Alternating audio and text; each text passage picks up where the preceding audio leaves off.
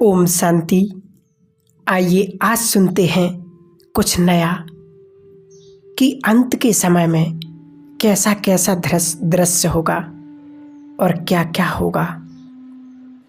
तो जब धरती, वायु, जल सब दूषित हो चुका है, आज हम सब देख रहे हैं संसार में सब कुछ दूषित हो चुका है। जो तापमान 1880 में धरती का था उससे 0.8 डिग्री बढ़ चुका है। जो ग्लेशियर हैं, जब बर्फ़ पिघलेगा और जब बर्फ़ पिघलना चालू करेगा तो सुनामी आएगी और वो सारा पानी शहरों में घुसेगा। बाबा ने कहा है 5 प्रकृति के खिलाड़ी खेल करेंगे, माया के 5 खिलाड़ी खेल करेंगे, पुराने संस्कार खेल करेंगे, भटकती हुई आत्माएं खेल करेंगी और तुम्हारे अपने पुराने संस्कार। ऐसा एक अंतिम भयंकर दृश्य होगा। प्राकृतिक आपदाएं होंगी। इस समय अगर एक प्राकृतिक आपदा आ जाती है तो हलचल हो जाती है पूरी दुनिया में, संसार में। सोचो, यदि 5 तत्व एक साथ महाभयंकारी विनाश करेंगे तो हमारी कैसी स्थिति होगी? क्या हम अशरीरी हो सकेंगे? सुबह की साकार मूल्य, बाप ड्रिल मास्टर है। बाप आए हैं तुम्हें ड्रिल सिखाने, अशरीरी भव। क्या ऐसा अशरीरीपन का अभ्यास हमें है कि उस समय जब विनाश का तांडव नृत्य होगा, उस समय 73 की मूल्य में बाबा ने बताया कि विनाश की वर्षा होगी। अव्यक्त महावाक्य हैं बाबा के। होलसेल में मौत होगी। कौन किसका क्रियाक्रम करने के लिए नहीं बचेगा। ऐसा भयंकर वातावरण संसार में होने वाला है। ये आप लोगों को कोई डराने की बात नहीं, ये तो बाबा ने पहले से ही कहा है और आज हम दुनिया में देख भी रहे हैं कि संसार में प्राकृतिक आपदाएं हों, चाहे एक देश दूसरे देश से, मतलब अनेक समस्याएं, अनेक बीमारियां दुनिया में बढ़ती जा रही हैं। तो वाक्यग्रह युद्ध होगा, सब कुछ भूल जाएंगे। धर्म के नाम पर रक्तपात होगा। बाबा ने कहा ऐसा खतरनाक समय होगा। सोचो आंखें बंद करके कि रक्त की नदियाँ किसे कहा जाता है। नदियाँ बहेंगी मनुष्य के रक्त की। हाहाकार होगा, लेकिन डराने के लिए नहीं, परंतु अव्यक्त वाक्य हैं, मूल्य में आई हुई बातें हैं। और ऐसा होगा क्योंकि जो कह रहा है वो संपूर्ण सत्य है। जो कह रहा है वो त्रिकालदर्शी है, सर्वज्ञ है, सब कुछ जानता है। परंतु इससे भी खतरनाक, इससे भी दर्दनाक, इससे भी भयानक दृश्य यहाँ होगा। बाबा ने कहा ब्राह्मण परिवार में, और वो होगा खून के आंसू। बाबा ने कहा, एक बार आया भी था कि मेडिटेशंस में कुछ ऐसी बीमारियां हैं जहां पेशेंट को खून के आंसू आते हैं, कोई इलाज नहीं। परंतु हम स्थूल खून के आंसू की बात नहीं कर रहे। हम वो दर्द के आंसू, वो पीड़ा के आंसू, वो पश्चाताप के आंसू, उसकी बात कह रहे हैं। और जो आंसू और जो नदियां इस ब्राह्मण परिवार में, इस ब्राह्मण के संसार में, इस ब्राह्मण सभा में बहेंगी, वो होगा पश्चाताप। एक अव्यक्त वाणी है 70s की, जिसमें बाबा ने कहा है ब्राह्मण परिवार में ये 3 बातों की रीति रस्म मत चालू करो कि पाप करना, पश्चाताप करना, पारण, माफ़ी मांगना।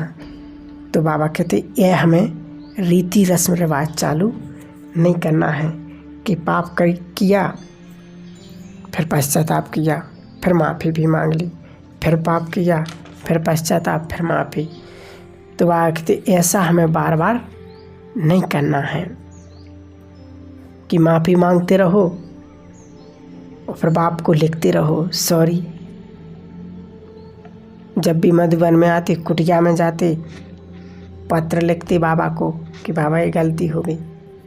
तो बाबा के अव्यक्त महावाक्य हैं। बाबा की इन 3 बातों की रीति रस्म इस ब्राह्मण परिवार में तुम्हें चालू नहीं करनी है।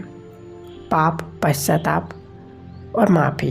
बाबा कहते हैं जो कारण है उसे, चाहे वो व्यक्ति है, संबंध है, वस्तु है, जो भी कारण है उसे समाप्त करो।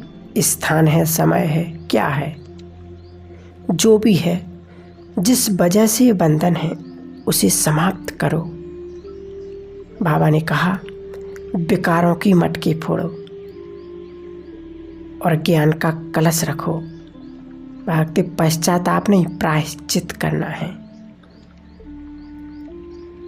बाबा संपूर्ण साक्षी हो जाएगा अंत समय में और ये ब्राह्मण सभा शीश महल बन जाएगा। इसलिए हमें अब कोई भी गलती, कोई भी पाप कर्म नहीं करना है कि थोड़ी सी भी गलती हो गई बाबा माफ़ कर दो। ये है पश्चाताप, चालू ही चालू है। परंतु प्रायश्चित कुछ और होता है। पश्चाताप कहता है मैंने गलत किया और प्रायश्चित कहता है मैं ही गलत हूँ। चेतना का परिवर्तन जब होगा उसे कहा जाता है प्रायश्चित। केवल पश्चाताप करना और माफ़ी मांगते रहना, परंतु यह है सूक्ष्म अंतर। वह पश्चाताप जो एक ही बार हो उसे प्रायश्चित कहा जाता है। बार बार गलती करते रहना, बार बार खत लिखते रहना, बाबा खुश नहीं होगा। तीव्र पुरुषार्थ की बाबा ने कहा 1987 की एक अव्यक्त वाणी में बाबा ने कहा था कि जो गलती एक बार की है उसको दोबारा न करना अर्थात तीव्र पुरुषार्थ है। यह है परिभाषा तीव्र पुरुषार्थ की। इस क्लास में हम 10 बातें देखेंगे।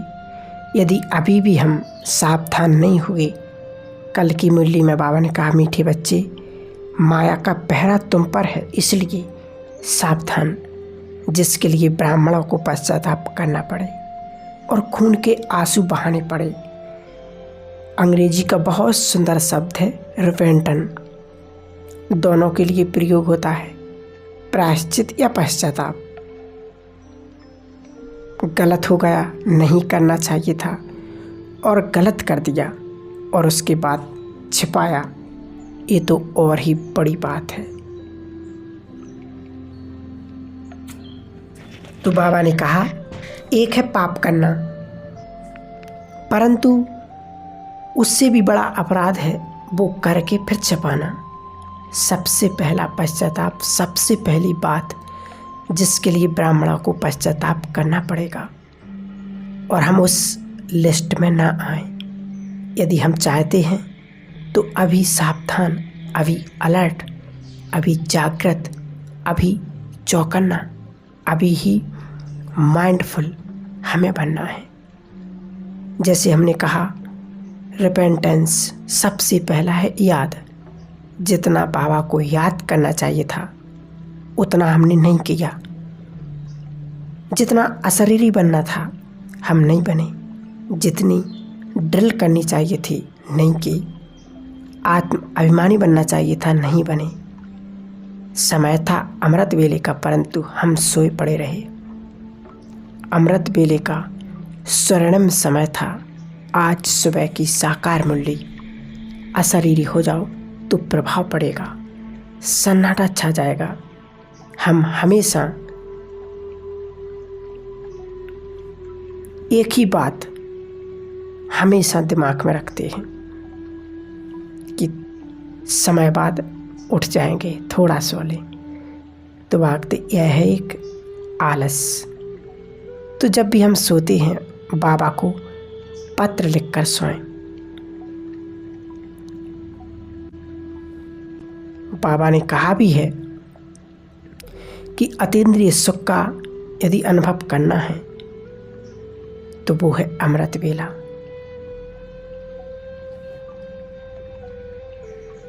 इसलिए अपने अमृत वेले के समय को बहुत पावरफुल और बहुत शक्तिशाली बनाना है।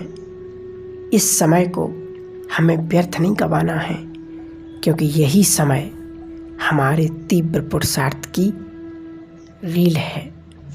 इसे हमें सफल करना है। तो बाबा ने ऐसे ऐसे हम बच्चों को तीव्र पुरुषार्थ करने की ड्रिल कराई।